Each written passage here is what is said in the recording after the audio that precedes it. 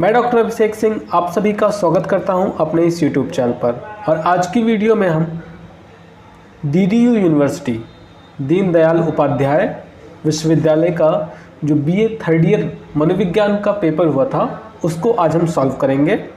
ये पेपर मेरे पास आज अवेलेबल हुआ है, इसीलिए इसको हम आज सॉल्व करेंगे।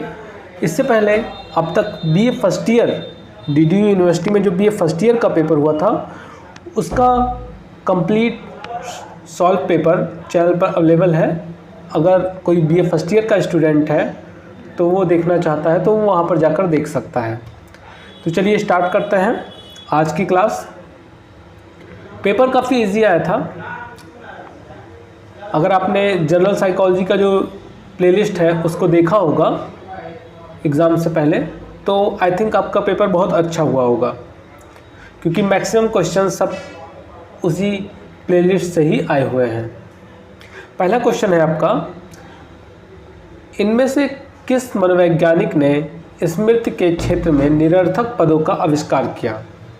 Which one of the following psychologist invented nonsense syllabus in the field of memory? आपके ऑप्शन हैं बार्टलेट, एबिंगहॉस, मिलर और स्किनर। तो मेमोरी वाला अगर आपने वीडियो देखा होगा तो आपको पता होगा कि एबिंगहॉस ने निरर्थक पदों का आविष्कार किया था। किसके लिए? स्मृति को मापने के लिए।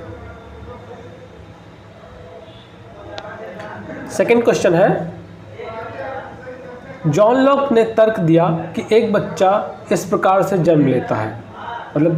तो जॉन लॉक ने बताया था कि जब एक बच्चा जन्म लेता है तो उसका जो माइंड रहता है वो एक खाली स्लेट, एक कोरे कागज़ की तरह कह सकते हैं, या एक खाली स्लेट जिसे हम लैटिन भाषा में टेबुला रासा कहते हैं। तो आपका यहाँ पर ऑप्शन सी सही होगा। जिन्होंने भी ऑप्शन सी को टिक किया है उनको फुल मार्क्स मिलेंगे। क्वेश्चन नंबर 3, इनमें से किसे गेस्टाल्टवादी मनोवैज्ञानिक कहा जाता है? तो गेस्टाल्टवादी मनोवैज्ञानिकों में कौन कौन से आते हैं? वल्दाइमर, कोफका और कोहलर। तो यहाँ पर कोहलर का नाम दिया गया है, इसीलिए आप यहाँ पर ऑप्शन बी को टिक करेंगे, कोहलर। क्वेश्चन नंबर 4, कौन मानवतावादी विचारक नहीं है? तो अभी आपने देखा कि जो कोहलर थे, कोहलर किसके समर्थक थे? गेस्टाल्टवाद के।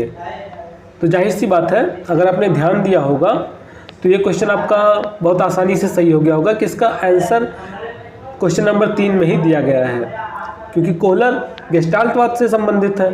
तो इसका मतलब है कि कोहलर मानवतावाद से संबंधित नहीं है। तो यहाँ पर आपका ऑप्शन डी सही हो जाएगा।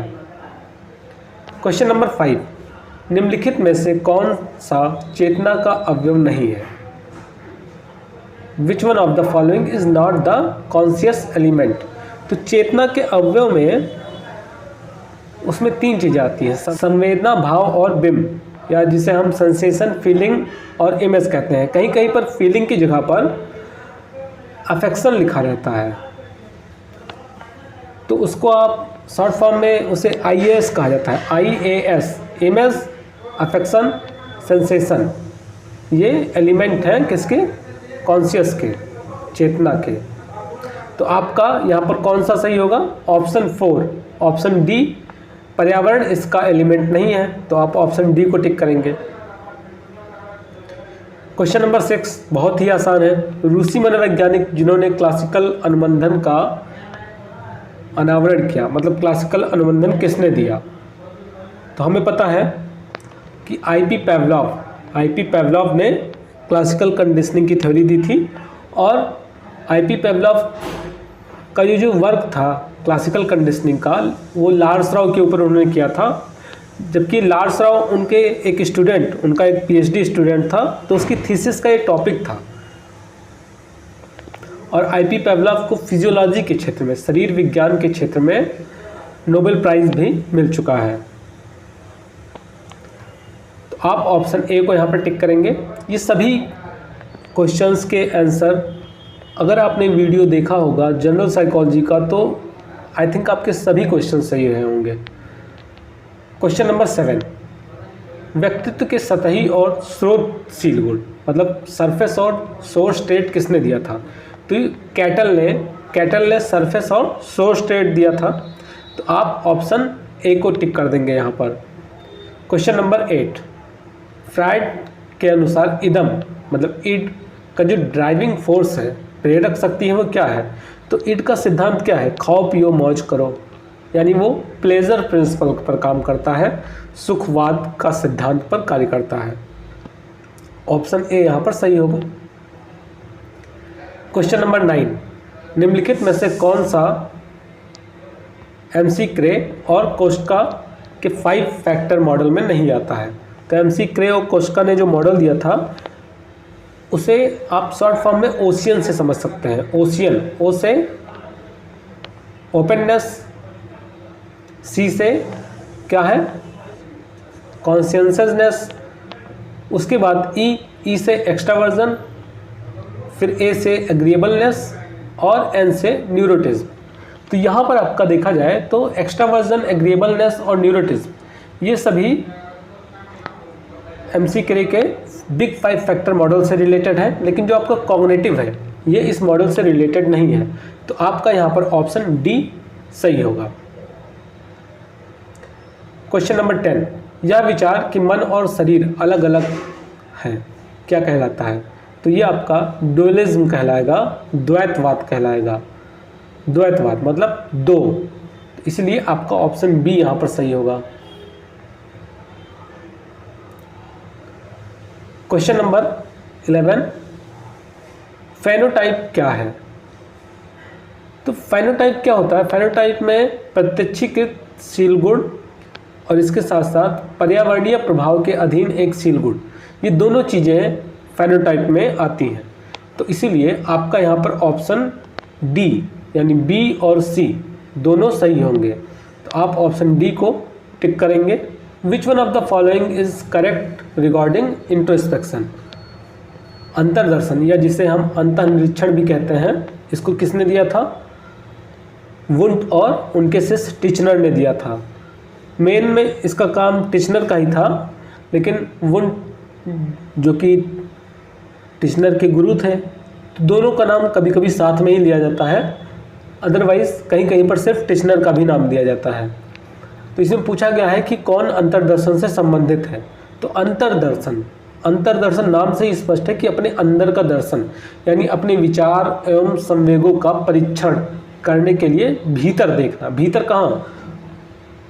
भीतर अपने अंदर, पेट के अंदर नहीं देखना है, आँख बंद करके या फिर अपने ऊपर फोकस करके अपने व्यवहार को देखना है, अपने विचारों को देखना है, अपने इमोशंस को, कि आपके इमोशंस कैसे हैं, ये सारी चीज़ें देखना इसके अंतर्गत आता है। ये रिजेक्ट कर दिया गया था बाद में क्योंकि ये उतना सक्सेसफुल नहीं रहा था। तो यहाँ पर लेकिन आपका ऑप्शन ए सही होगा।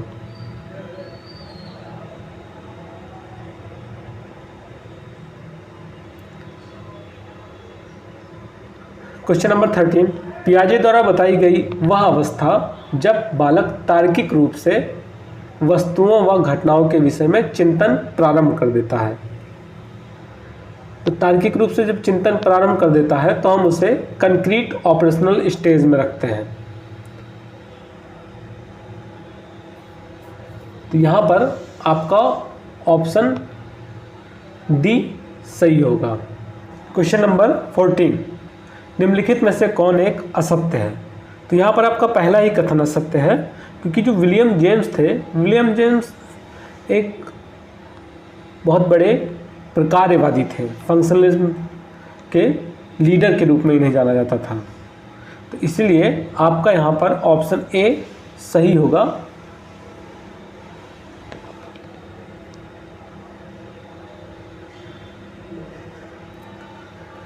क्वेश्चन नंबर 15, उद्दीपक में निम्नतम बुद्धि जो संवेदन में दिखाई देने योग्य उत्पन्न करेगा वह पहले से मौजूद उद्दीपक के समानुपातिक होता है। तो ये नियम आपका संबंधित है वेबर्स लॉ, वेबर लॉ से ये रिलेटेड है। तो आप यहाँ पर ऑप्शन बी को टिक करेंगे। क्वेश्चन नंबर 16, व्यवहारवाद के प्रवर्तक। व्यवहारवाद के प्रवर्तक हम सभी जानते हैं कि जे.बी. वॉटसन व्यवहारवाद के प्रवर्तक माने जाते हैं। आपका ऑप्शन बी यहाँ पर सही होगा। स्वप्न विश्लेषण विधि की खोज, ड्रीम एनालिसिस फ्रायड ने दिया था, सिगमंड फ्रायड ने। आपका ऑप्शन ए सही होगा यहाँ पर। गेस्टाल्ट मनोविज्ञान का, गेस्टाल्ट साइकोलॉजी का आधार क्या है? तो गेस्टाल्ट होल की बात करता है, होलिस्टिक अप्रोच की बात करता है, होलिस्टिक परसेप्शन की बात करता है। यहाँ पर परसेप्शन गलत लिखा हुआ है, स्पेलिंग इसकी। संपूर्णता का प्रत्यक्षीकरण की बात करता है, तो इसलिए आपका ऑप्शन ए यहाँ पर सही होगा। संरचनावाद के प्रणेता, स्ट्रक्चरलिज्म के जो पॉनियर थे वो कौन थे? तो यहाँ पर जैसे अभी मैंने ऊपर ही डिस्कस किया था, ऊपर ही बताया था आपको कि विलियम वुंट और टिश्नर का नाम आता है इसके अंतर्गत, लेकिन टिश्नर का नाम यहाँ पर दिया गया है और विलियम वुंट का नाम नहीं है, इसलिए आप टिश्नर को ही टिक करेंगे। आपका यहाँ पर ऑप्शन बी सही होगा।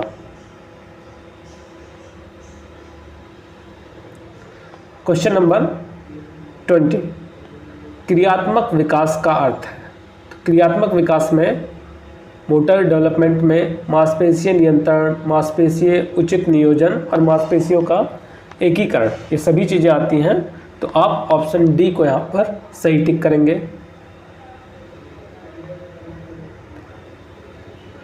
क्वेश्चन नंबर 21, स्पर्म तथा एग मतलब डिम्ब के मिलने से बनने वाला एक कोशिकीय जीव क्या कहलाता है? तो ये आपका भ्रूण या एम्ब्रो कहलाता है। आप ऑप्शन ए को यहाँ पर टिक करेंगे। तो आज की वीडियो में हमने 21 क्वेश्चंस को अटेम्प्ट किया। अगर आप लोग का रिस्पांस अच्छा रहा, आप लोग चाहेंगे कि आगे सॉल्व पेपर अवेलेबल कराया जाए, तो नेक्स्ट वीडियो में फिर से हम पेपर को सॉल्व करेंगे। तब तक के लिए धन्यवाद।